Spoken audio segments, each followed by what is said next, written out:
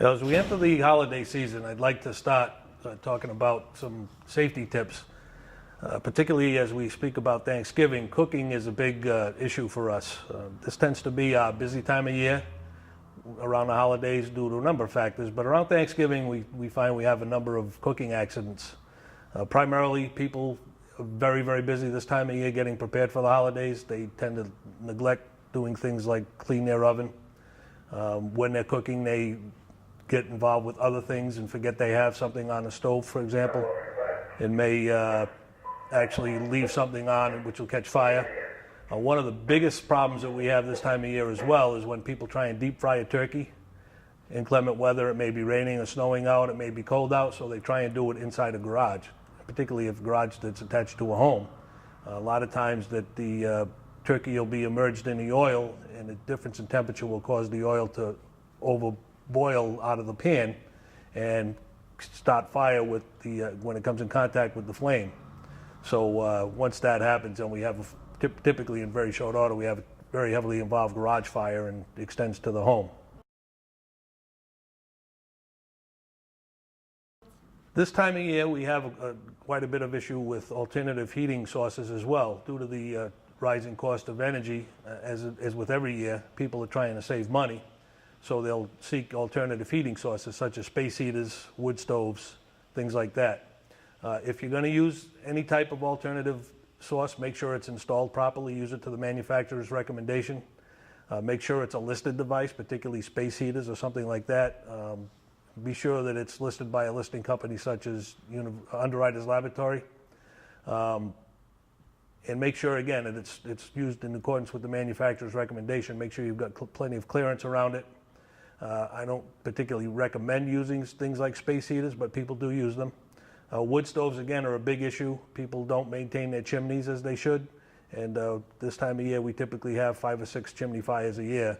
And a lot of times, due to the age of the chimney and repeated chimney fires quite often, we'll have cracks in the chimney, so the fire will actually escape from the chimney and get into the house, into the structural portions of the house.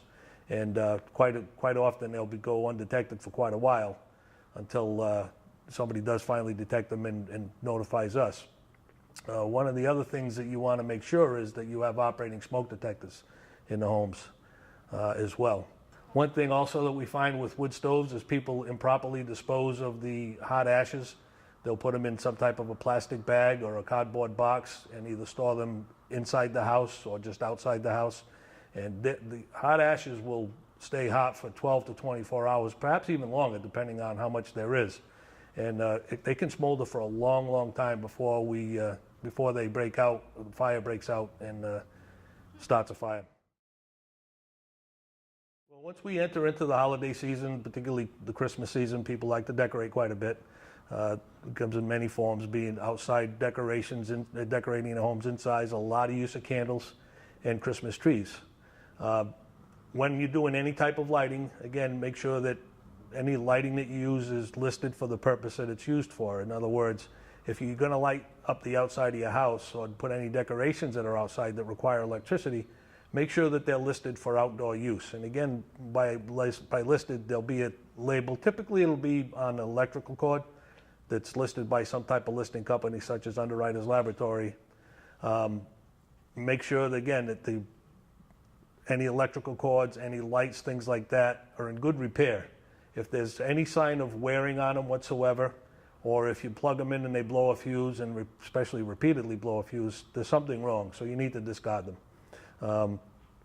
And typically, again, if you think about how much a string of lights cost, and you think of the process that's got to be, that goes through to manufacture them, there's probably going to be an issue if they start to wear at all, or if there's any type of malfunction with them. So again, the best thing is to just discard them and purchase new ones to put up. Make sure that they're listed for the use that they're intended for and what you're using them for. Christmas decorations inside the house, again, make sure you keep them away from things like your wood stove or your fireplace. If you've got flammable decorations, you don't want to put them too close. Try not to block any heaters or things like that with them, because again, they can, after a while, they can build up enough heat to catch fire. Indoor Christmas trees can be a particular problem if you use a so-called live tree or a real tree. Quite often those those trees are cut early in the fall season, September, October, and they're trucked down here from up north. So they've been without roots for quite a while, and they can dry out very quickly. You want to make sure that you water them on a regular basis, at least once a day, probably twice a day. If you look and there's water missing from the bowl that it sits in, you want to put more water in. If you're starting to notice a large amount of needles on the floor around the tree, you want to just get rid of the tree, because they can be very, very hazardous. I equate it basically of like having a 5-gallon gasoline can in your living room. If it's a dry tree, if you properly maintain them, properly water them so that it doesn't de-needle, then you shouldn't have any issues. But again, people are very busy. Sometimes they forget to water them. Before you know it, the thing is dried out, and that's a really substantial fire hazard. I wouldn't keep a tree more than a couple of weeks in the house, to be very honest with you.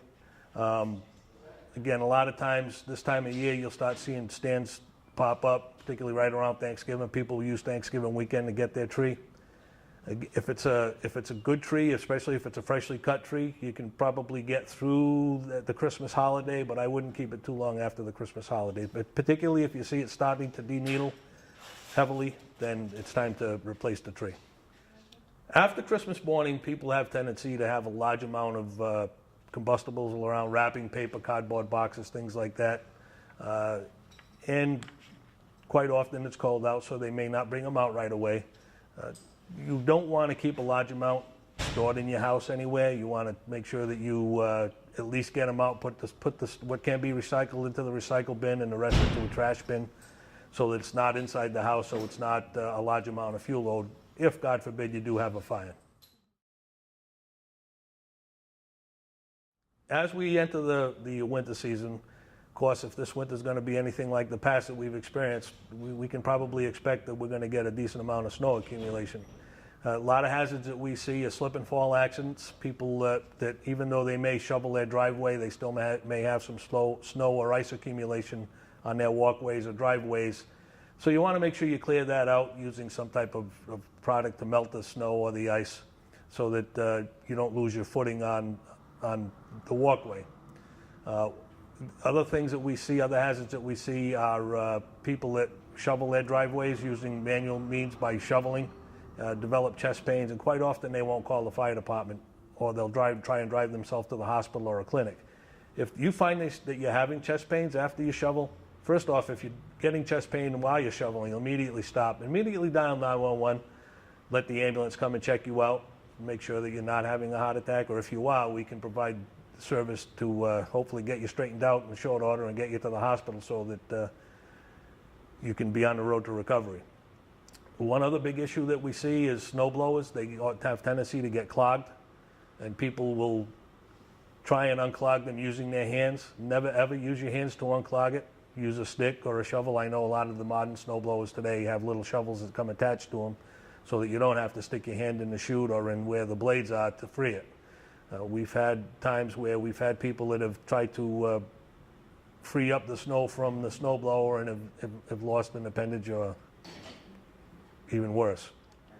Some other things that we see, another big issue that we have is we get a lot of snow is now with the direct vent type exhaust for furnaces or hot water heaters, is that the snow will accumulate up and around the vent, which will cause carbon monoxide to back up into the home. So you want to make sure you have an operating carbon monoxide detector, and even your smoke detectors. With the holiday season coming up, if you've missed change your clock, change your battery with your battery operated smoke and carbon monoxide detectors. Make sure that when you're buying batteries, because we all do buy the batteries for our toys, make sure you get extra batteries for your smoke detectors. It's a good time of year to test them. We should be testing them monthly, but certainly around the holiday season, great time to change your batteries and check your carbon monoxide detectors and your smoke detectors. If the detector does operate, carbon monoxide in particular is a colorless, odorless gas, so it may go off and you may not smell anything yourself and think that it's nothing. If that's the case, please dial 911 and call the fire department for us to come check it out. We'd much rather go and have a false alarm than find out 2 days after the detector is going off and have a family full of ill people. So if your carbon monoxide or your smoke detector goes off, dial 911 and have us come and check the property out. If it's just chirping, it's probably just a dead battery. In that case, try and change the battery before you call. And if the chirping stops, then it was a dead battery. If the detector continues to operate after you've changed the battery, again, call 911 and let us know, and we'll respond immediately to check out the property. We had spoken about smoke and carbon monoxide detectors. Just so that you know, we do have a program with the fire department to offer people free battery-operated smoke and carbon monoxide detectors that we will come and install at your house if you need that service from us. If anybody is in need of the service, they can call 508-533-3211 and set up an appointment for us to come out and install the detectors for you. So I hope that people found these tips helpful. And certainly as we go into the holiday season, I hope everybody drinks responsibly. And if they are going to drink, please don't drive. Please use a designated driver. We see far too many accidents this time of year, and some of them are quite tragic. So please, I implore people to use a designated driver and don't drink and drive. And hope everyone has a safe and happy holiday season.